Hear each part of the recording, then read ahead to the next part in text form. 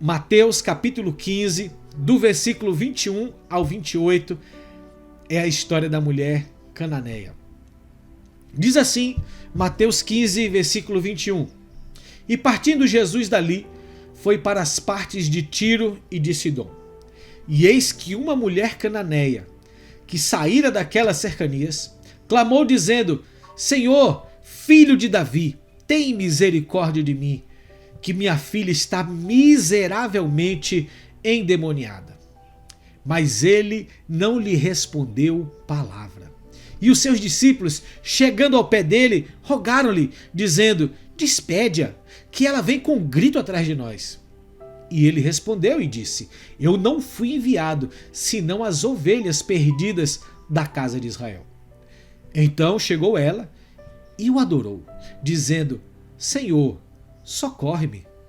Ele, porém, respondendo, disse: Não é bom pegar o pão dos filhos e deitá-los aos cachorrinhos. E ela disse: Sim, Senhor, mas também os cachorrinhos comem das migalhas que caem da mesa dos seus senhores. Então respondeu Jesus e disse-lhes: Ó mulher, grande é a tua fé, seja feito para contigo como tu desejas. E desde aquela hora a sua filha ficou sã. Glória a Deus por essa palavra.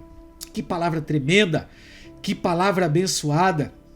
Quantas lições nós temos aqui nesses versículos, esses 7 versículos que nós lemos, que conta rapidamente a história dessa mulher. Essa mulher era uma mulher cananeia, então ela não era uma mulher judia, ela não pertencia ao povo judeu, ela era uma mulher pagã, ela provavelmente na sua vida serviu a outros deuses, provavelmente na sua caminhada ela prestou sacrifícios a outros deuses e possivelmente seja inclusive essa a causa pelo que a sua filha encontrava vivendo aquela situação miserável de possessão maligna devido talvez a alguma coisa que aquela mulher fez, ofereceu a outros deuses, algum culto que ela prestou, e esses demônios então tomaram a sua filha como uma oferta para eles. Mas os planos de Satanás são sempre frustrados. Não existe um plano de Satanás que possa prevalecer nem na minha, nem na sua vida, nem na vida daqueles que colocam as suas vidas nas mãos do Senhor. E esse é o primeiro convite que o Senhor nos faz nesse momento. Nas mãos de quem você tem colocado a sua vida? Nas mãos de quem você tem deitado a sua confiança? Nas mãos de quem você tem colocado o seu coração? E o Senhor nos chama hoje para que o nosso coração, para que a minha vida, para que a sua vida esteja diante do Senhor. Se quando a gente coloca a nossa vida diante do Senhor, nós já temos muitas lutas, muitas dificuldades para enfrentar, ainda mais quem não coloca, ainda mais quem resolve viver uma vida longe do Senhor, ele vive totalmente por conta das suas consequências, das suas semeaduras erradas e daquilo que ele coloca. Não se engane, a Bíblia diz que Jesus veio para trazer vida e vida em abundância, mas o ladrão veio matar, roubar e destruir. Esse é o objetivo do nosso inimigo, esse é o objetivo do ladrão, esse é o objetivo do que Satanás quer fazer com aquelas pessoas que não querem, ou por outra, que não colocam as suas vidas nas mãos do Senhor. Porque quando você coloca a sua vida na mão do Senhor, a palavra de Deus nos garante e nos diz que o maligno não nos toca. Ele não pode tocar na sua vida, ele não pode tocar na minha vida, não pode tocar na vida de ninguém que está nas mãos do Senhor. Queridos, tem pessoas que têm medo de demônio. Tem pessoas que morrem de medo de demônio, de medo de pessoas endemoniadas. Ai, eu tenho medo, pastor. Se eu ver algum dia, eu não quero nem chegar perto. E tem pessoas que ficam com medo de ficarem possessas, endemoniadas. Eu quero dizer, só tem um remédio, só tem um jeito. Quem anda em santidade, quem não anda na prática do pecado, e quando eu digo não anda na prática do pecado, não é que você não esteja sujeito a pecar, Mas eu não estou falando desses pecados que a gente comete e o Espírito Santo fala no nosso coração, a gente se arrepende, algo que a gente falou errado, algo que a gente fez errado, o Espírito Santo vem e fala, você não devia ter feito isso. Eu não estou falando desse tipo de pecado, eu estou falando daquele pecado que a pessoa sabe que está pecando e ela insiste em viver naquele pecado sem romper essa cadeia de pecado, sem romper com essa iniquidade. Essas pessoas sim estão sujeitas a sofrerem qualquer transtorno proveniente do maligno. Mas se a sua vida, se você entregou a sua vida ao Senhor, se você colocou a sua vida nas mãos de Deus, e se você anda em santidade, ou seja, buscando uma vida de santidade, se quando você erra você pede perdão, se quando você peca você se arrepende, você chora aos pés do Senhor, o diabo não pode te tocar. O pecado, ele até entrou na sua vida, mas ele não tem poder para destruir você mais, porque o sangue de Jesus tem mais poder na minha vida, tem mais poder na sua vida. Então tome posse dessa palavra, queridos. Não fique com medo do seu inimigo. Maior é o que está em nós do que o que está no mundo. Maior é o que está em mim, maior do que é o que está em você do que o que está no mundo. O pecado não tem poder sobre a sua vida. Você não é um pecador lutando para ser santo. Preste atenção, você não é um pecador, uma pecadora lutando para ser santo. Você é um santo, você é uma santa lutando contra o pecado. Essa é a verdade que nos impulsiona. Então, quando nós vivemos essa vida para o Senhor, não temos que ter medo. Nós somos do Senhor. O maligno não nos toca. O maligno não pode tocar na sua vida, não pode tocar na minha vida. Mas essa mulher, provavelmente, ela veio de uma caminhada pagã. Ela veio de uma caminhada de cultos a outros deuses. Então ela abriu uma porta para uma ação maligna na casa dela. E a Bíblia conta que Jesus estava entrando então ali na região onde essa mulher morava, naquela região, e ela ouviu falar sobre Jesus. Com certeza não foi a primeira vez que ela já tinha ouvido falar de Jesus, ela já tinha com certeza ouvido sobre a fama de Jesus, sobre os milagres que Jesus tinha feito, como Jesus já tinha libertado outras pessoas, e ela toma a decisão de ir até Jesus. E ela começa, então aqui no versículo 22, clamou dizendo, Senhor, filho de Davi, tem misericórdia de mim. Olha só, ela usa uma expressão aqui que aponta diretamente para a messianidade de Cristo. Ela chama Jesus de filho de Davi, porque a Bíblia diz que o Cristo, que o Filho de Deus, ia ser descendente de Davi. Então quando ela aponta, filho de Davi, tem misericórdia de mim, e a primeira frase que ela diz aqui no versículo 22 é Senhor. Talvez para mim, para você, essa frase soe apenas como respeito, porque é o que a nossa cultura ensina, que nós chamamos os mais velhos de Senhor, nós chamamos os líderes de Senhor, nós chamamos as autoridades de Senhor, Senhora.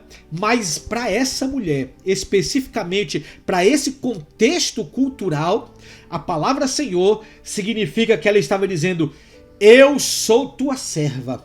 Porque aquele povo, né, só podia chamar de Senhor o imperador César. César é o Senhor, né? Então quando qualquer outra pessoa tirava essa autoridade de César, então elas podiam inclusive ser presas e ser julgadas, porque disse que outra pessoa era Senhor. Mas ela reconhece o senhorio, a autoridade, e ela se coloca debaixo dessa autoridade. Será que hoje você pode dizer, tu és o meu dono? Para ele, Senhor Jesus, tu mandas na minha vida. Senhor Jesus, tu governas a minha vida. Senhor, tu és o dono da minha vida. Porque quando a gente usa essa palavra Senhor, ela vem da palavra kairos, exatamente da palavra kairos, e significa Senhor. Senhor. Então Jesus Cristo é o Senhor da sua vida. Ele é o dono da sua vida. Ele é o dono das suas decisões. E ela se coloca nessa situação, declarando, Jesus, tu és Senhor. E ela ainda clama mais agora, filho de Davi, dizendo, tu és o Messias. Tu és o Filho de Deus. Ela reconhece isso nas suas palavras. Por quê? Porque ela sabia que aquela pessoa, daquilo de quem ela já tinha ouvido, tinha o poder de salvar a vida dela. E ela pede misericórdia porque a filha dela estava endemoniada. Mas no versículo 23 diz assim: Jesus não respondeu palavra. Ou seja, ela começou a clamar atrás de Jesus, Jesus não respondeu nada, Jesus não se virou, Jesus não olhou para ela, Jesus não quis conta, né? Como se estivesse ignorando. Quantas vezes Jesus estava ouvindo, ela sabia que Jesus estava ouvindo, ela sabia que o clamor dela estava sendo ouvido por Jesus, mas Jesus não respondeu nada. Você está preparado? Você está preparada para que Jesus não responder nada quando você clamar? Você está preparado? E continuar orando, e continuar clamando, e continuar posicionado naquilo que você quer, naquilo que você entende? A Bíblia diz que Jesus não respondeu nada. Ficou calado. Quantas vezes nós estamos orando e parece que Jesus está, calado. Não ouvimos nada. Jesus! Eu lembrei agora dos discípulos, né? Que estavam no barco, Jesus dormindo, e os discípulos vão lá acordar Jesus. Jesus, você não se importa que a gente vai morrer? Olha a tempestade que está. E da mesma forma, Jesus aqui não respondeu nada. Mas isso não desanimou a mulher. Ela continuou o seu caminho implorando misericórdia. Jesus, filho de Davi, tem misericórdia de mim. E tem mais. Não só ela não estava tendo resposta de Jesus, como provavelmente, possivelmente, como diz aqui, né, no versículo 23, mas ele não respondeu palavra, e os seus discípulos chegando aos pés dele rogaram-lhe dizendo: despede-a, porque ela vem gritando atrás de nós. Provavelmente os discípulos já tinham falado: ei, não incomoda ele não, ei, não perturba Jesus não. Quantas vezes nós estamos com um propósito no nosso coração e a gente começa a clamar e vai encontrar pessoas e isso não vai dar certo não, nem adianta, não adianta você orar, é difícil. São aquelas pessoas que vêm tentar jogar um banho de água fria na minha fé e na sua fé, né? E talvez ela tenha até ouvido os discípulos falando assim: manda essa mulher embora, manda essa mulher se despedir. E Jesus responde para os discípulos. A primeira resposta que Jesus dá, né, não foi para a mulher, porque para a mulher Jesus não tinha dito nada. E quando os discípulos então pedem para Jesus: olha, ouve essa mulher, Jesus fala para os discípulos: eu não fui enviado senão as ovelhas perdidas da casa de Israel. Então Jesus fala assim: eu não vou perder tempo com ela, eu não fui enviado para esse povo, eu fui enviado para os judeus. Jesus estava ciente do que ia acontecer ali. Jesus estava ciente da lição que ele queria ensinar aqueles discípulos, a ensinar aquelas pessoas quando ele disse isso. Porque imediatamente depois dela falar isso, então chegou ela e o adorou, dizendo mais uma vez a palavra: Senhor, socorre-me. O Senhor está esperando hoje você se debruçar aos pés dele em adoração. Adoração, querido. Adoração, querido, você vai até dizer: Senhor, socorre-me, mas você vai reconhecer que Ele é o poderoso, você vai reconhecer que Ele é digno, você vai reconhecer que Ele é tremendo, você vai reconhecer quem é aos pés dele e vai dizer: Senhor, eu sei que Tu és o Cristo, o Filho do Deus vivo, eu sei que todo o poder lhe foi dado nos céus e na terra, eu sei que basta uma palavra Tua, porque Tu és todo poderoso, porque o Teu nome é santo, porque o Teu nome é glorificado, porque o Teu nome é Celso, porque o Teu nome tem todo o poder. Então, Senhor, socorre-me. E diante dessa palavra, diante desse clamor insistente da mulher, Jesus olha para ela e responde rapidamente para ela. Jesus cria mais uma objeção. Ele respondeu: não é bom pegar o pão dos filhos e deitá-los aos cachorrinhos. O que Jesus estava dizendo? Que ele não podia, que não era certo, não é que não podia, que não era certo ele tirar a bênção dos filhos e jogar aquela bênção para os cachorrinhos. Ou seja, os filhos primeiro, a comida primeiro para os filhos, a provisão primeiro para minha casa, a provisão primeiro para os meus irmãos. Depois, se sobrar, então os cachorrinhos vão comer. Era o que Jesus estava dizendo para ela. E aquela mulher, olha que coração humilde. Você pode interpretar que Jesus chamou aquela mulher de cachorrinha, né? Porque o que Jesus disse que não era bom tirar o pão dos filhos e deitar os cachorrinhos. Mas o que Jesus disse, olha, você não é filha. E se eu parar aqui para abençoar você, é como se eu estivesse tirando o pão dos filhos. Mas a palavra de Deus diz que Jesus veio para os seus, mas os seus não o receberam. Mas a todos que declararem, que confessarem que Jesus Cristo é o Senhor, que renderem o seu coração a Ele, serão feitos filhos de Deus. E ela chamou Jesus de Senhor. Ele não pode se autonegar. Se ela se reconheceu como serva de Deus, serva de Jesus, Jesus era o Senhor da vida dele. E ela responde para aquela mulher, né? E a mulher diz então que ela era, sim, Senhor. Ela responde e diz assim: mas até os cachorrinhos comem das migalhas que caem da mesa dos seus senhores. E ela disse: tu és o meu Senhor, ainda que eu seja como um cachorrinho aqui nessa situação. Derrame as migalhas, deixe que eu coma as migalhas, socorre-me, olhe para a minha situação. Ela não foi com o coração cheio de ousadia, ela não se machucou. Talvez se você ouvisse uma declaração como essa, você ia falar assim: quem é você para me chamar de cachorrinha? Tá pensando o quê? Né? Você não sabe de onde eu sou, você não sabe o que eu vim. Mas o coração daquela mulher estava quebrantado, ela sabia o que queria, era uma mãe intercessora, e aquela mãe sabia o que ela queria, sabia o que ela precisava, e ela precisava do milagre de Deus sobre a vida da filha dela. E é justamente esse milagre, é justamente essa bênção que ela conquistou. Quando Jesus olha para a posição dela, olha para o posicionamento dela, firme, com humildade e com sinceridade e com sujeição ao poder de Deus, Jesus diz para ela: ó mulher, grande é a tua fé, seja feito para contigo como tu desejas. E desde aquela hora a filha dela ficou sã. Insista um pouco mais, chore um pouco mais, clame um pouco mais. Os ouvidos do Senhor estão atentos para o seu clamor, mas Ele quer apenas conhecer aonde é que está o seu coração. Se o seu coração está no serviço e no senhorio dele sobre a sua vida, ou se você quer a bênção e sumir, ou você quer o milagre e cair fora.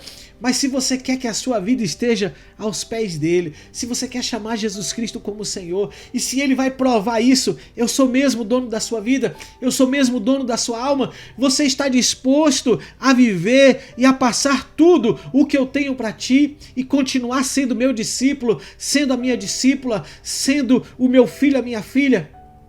E aí ele observa a sua insistência e a sinceridade do seu coração, e ele entra com providência na minha e na sua causa. A bênção do Senhor vem para aqueles que clamam aos pés do Senhor, porque Ele é o único que pode responder e operar milagres na minha e na sua vida. A minha família pertence ao Senhor, a sua família pertence ao Senhor. Se você precisa hoje de um milagre na sua família, receba este milagre aos pés do Senhor, chorando aos pés do Senhor, clamando aos pés do Senhor, dizendo: Jesus, filho de Davi, tem misericórdia de mim. A mesma frase que aquele cego de Jericó, Bartimeu, clamou para Jesus. E do mesmo jeito as pessoas disseram: Bartimeu, cale a boca. Bartimeu, pare de falar. Não incomode Jesus. Os discípulos aqui disseram para essa mulher que não ia ter jeito. Falou: Jesus, despede essa mulher, ela está perturbando. Mas ela clamou: Jesus, filho de Davi, tem misericórdia de mim. E a misericórdia encontrou o coração daquela mulher. E a misericórdia do Senhor encontra o meu e encontra o seu coração. Em nome de Jesus. Amém e glória a Deus.